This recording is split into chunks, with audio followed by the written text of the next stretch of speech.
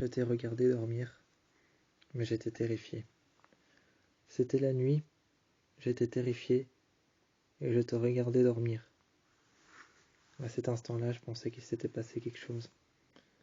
Dans les murs, j'entendais des bruits, des rires, des pleurs.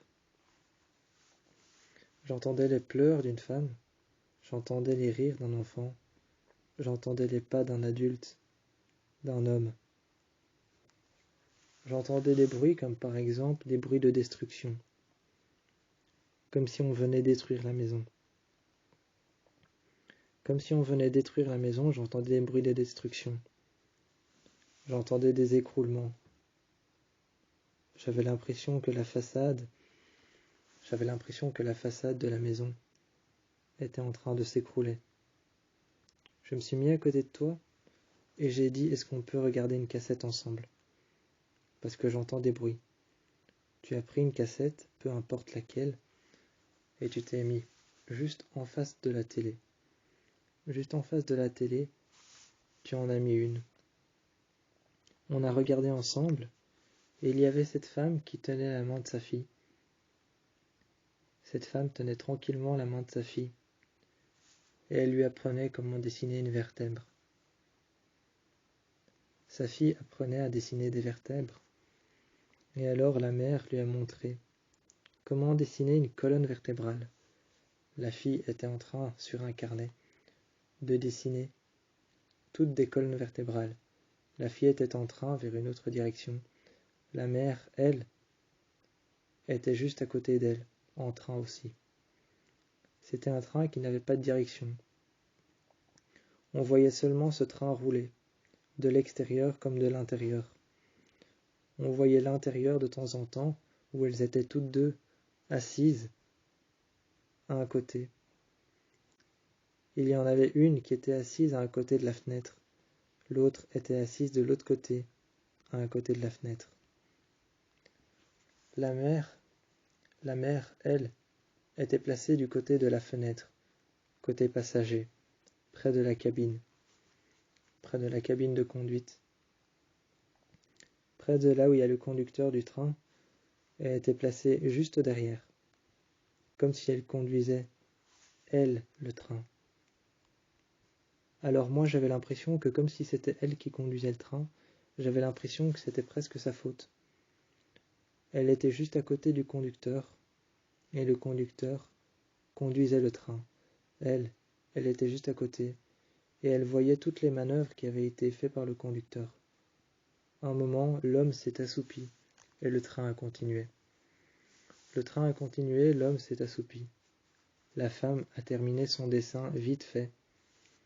Vite fait, la femme a terminé son dessin, et avant les dernières minutes de la cassette, on s'est retrouvé dans une maison blanche.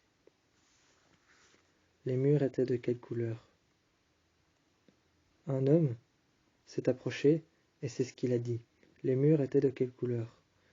La jeune fille avait un nœud dans les cheveux. La jeune fille avait un nœud dans les cheveux, un petit nœud rose pâle. Elle avait une grande robe blanche. Une robe légère, en toile. Cette robe blanche légère en toile, avec plusieurs couches de toile l'une sur l'autre superposées. Elle avait un petit bracelet blanc, à chaque main, à chaque poignet. À chaque poignet, elle avait un petit bracelet blanc. Et la fille s'est dirigée vers la porte. Elle a ouvert la porte. Le bois était un peu gris, un peu séché. C'était une maison en pleine sécheresse et il y avait un beau soleil blanc qui éclatait. Il éclatait de pleine lumière. Le soleil qui éclatait de pleine lumière, qui étincelait la maison avec des murs gris. Les murs étaient de quelle couleur? L'homme n'arrêtait pas de répéter ça. L'homme n'arrêtait pas de répéter, les murs étaient de quelle couleur? Il était coincé sur un côté de la maison, contre une façade, la tête contre la façade. La scène était tellement perturbante que j'en perdais les mots. C'était tellement perturbant comme scène, comme mise en place. Comme scène, c'était tellement perturbant. L'homme avait la tête contre la façade de la maison et n'arrêtait pas de répéter. Les murs sont de quelle couleur? Comme s'il ne voyait pas les murs et qu'il regardait ses pieds. Méfiant, il continua à dire: les murs sont de quelle couleur? La tête contre la façade, il devait très certainement sentir le froid du béton, sentir le froid des briques de la maison. La maison avait des murs blancs, gris, et gris très simple, très fade. La jeune fille s'est levée avec sa robe en toile et avec ses petits nœuds à la main, au poignet, avec un petit nœud papillon noir à la main, avec des petits nœuds blancs sur les poignets et avec des petits nœuds rose fade sur la tête, dans ses cheveux. Elle s'est levée et s'est dirigée vers sa mère qui avait déjà dessiné un squelette entier. Sa mère avait déjà dessiné un squelette entier sur sa feuille. Mais elle avait déjà discuté avec sa fille qui, elle, voulait apprendre justement à dessiner les os du corps humain. C'était sa passion. Elle est venue alors s'asseoir à côté de sa mère. Elle est venue s'asseoir à côté de sa mère avec son carnet, et elle a commencé à dessiner, comme ça, par instinct.